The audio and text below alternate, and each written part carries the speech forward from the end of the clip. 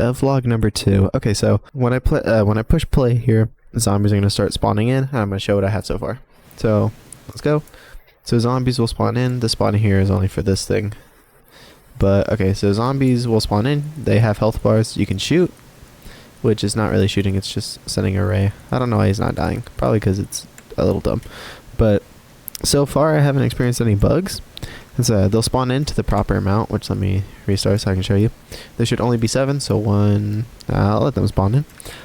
But you can see the health bar in the bottom right. So if I take a hit, it will go down, and it will go back up after around 3 seconds. There we go. Now there should be 7 zombies. 1, 2, 3, 4, 5, 6, 7. So yep, we have 7 zombies, all with 100 HP each, and they can hit me and do a third of my health. Now I have single fire mode, and I have also rapid fire mode for the rifle that I'm going to add later on. Now if you shoot them, they just die one by one. I don't have a death animation. But when this guy dies, you can see in the top left is the round count. So once I kill this guy, it'll switch rounds. And now there'll be more zombies this time. And these arrows just tell me where they're going to spawn, which I'm going to work on the spawning later.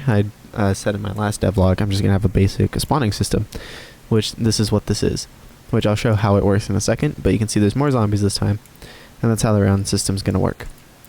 Now, let's show this zombie spawner first. Let me show you it in editor. So right here, this guy's the zombie spawner. I can set up points for the zombies to spawn at, which I can just set up a new one, just like that by clicking a single button, and there we go. I drag this to wherever I want the zombie to spawn. So if I trash all these, you'll see I can just click it, and then have right here, and if I push play, they'll only spawn from that one. And I can add as many points as I want to. And it's procedural, which is great. And so let's see how this actually works. So over here in the construct is where it actually works.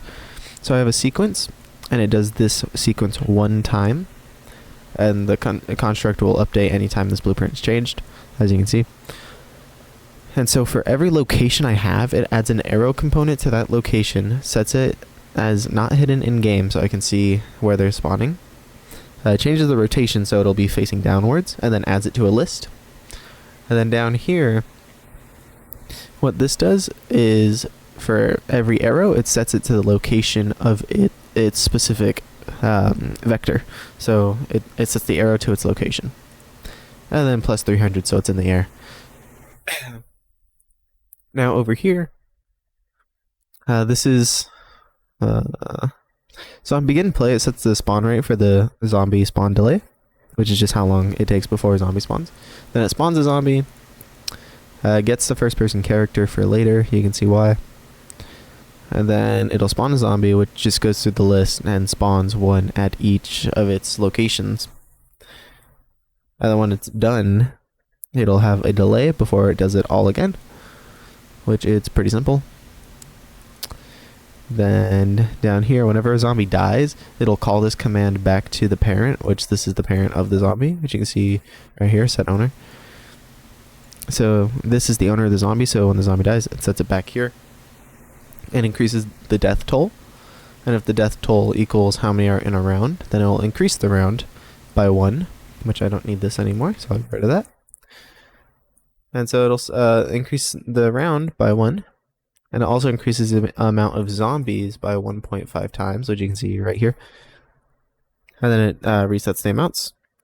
And then changes the round. Which, where do I have that? Oh, it changes round into this, which is just on the player HUD, which doesn't really matter too much. It's probably a poor way of doing it. And then we have our player character, which let me show you the changes. There's a few. So now the player takes damage, as you saw. It just subtracts the amount of damage from your current HP, sets it, all that basic stuff, updates your HP. And if you are at 0 health, it destroys your actor, which is just killing you. And then you will heal, which is down here. And healing will be ticked on. There'll be a delay before you actually start healing. And then there's a regeneration rate, which is how fast you regen, obviously. I have it set to 20. And if you set it lower, it'll take longer. If you set it higher, it'll go faster. And then it just uses It uses a linear interpret alert, in other words, as I fricked up those words. It uses a lerp to get your current HP up to your max in the same in a consistent speed. And that's how that works. But then there's shooting. I was testing around with this. So this, I'm really unsure because it's a new way of doing it. I have it set to set function by timer.